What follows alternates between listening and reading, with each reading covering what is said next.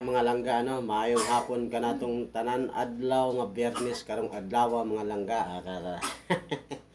Nara mga langga oh. Nakapalit ko mga langga og mais. Excuse. 50 pesos. Oh, di ba? At gilungag na ni Dodong para makatilaw tag mais mga langga nya. Gibutangan ako ning asin, no? Para mo lami-lami ang sabaw ba para napos sa timpla. Oh, ang nindot aning mais kanin lami po ni siya. Yelo ko may tawag ani mga langga no. Kanin ni ang yelo. Ug sa Bisaya pang mga langga yelo. Akong tarawon ng kamera kay ako ang anak ko ang baso nga akong gisandigan sa akong kamera. Bugoy kay ni siya eh. Hi. Yeah. Ito po nga sa lamesa akong junior. Hot na. Hi. Say hi. Hi, Papa. Ba? Hi. Hi. Hey, hello. Hi, chicks. Sabi mo, hi, chicks. Hi, chicks. How are you? How are you, mama? How are you? How are you? Mama. How are you? How are you, rin, mama? Yes, how are you? So, ito, How are you? sa bukid, ano kitag mais mga langga. Ang nakalindot na sa bukid pod, ang mais dito nga kasagaran ng mulong agon. Ay, Alpine. Ang Alpine. How are you daw? Alpine nak, Alpine.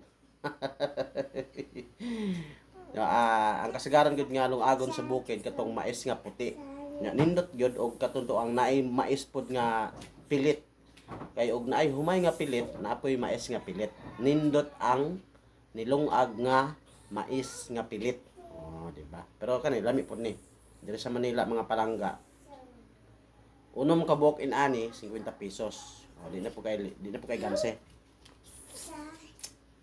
Lakang lak.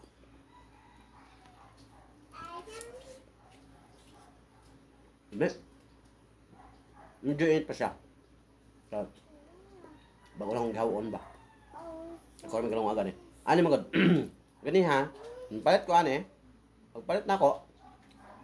Pagkabot ako sa unahan, sabi ko nagian nga nilungag na. Tulo ka buok 45 pesos. Pero kani, lamig kita na siya og kanang anagon ba, kanang isugba ba.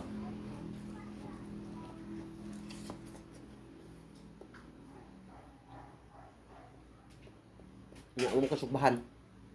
Ang gastos ng uling, kaya pag uling. Ano lang.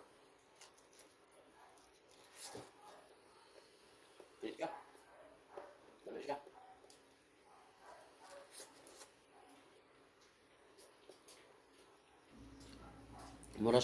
Mura pareho sa kalami atong kamupa.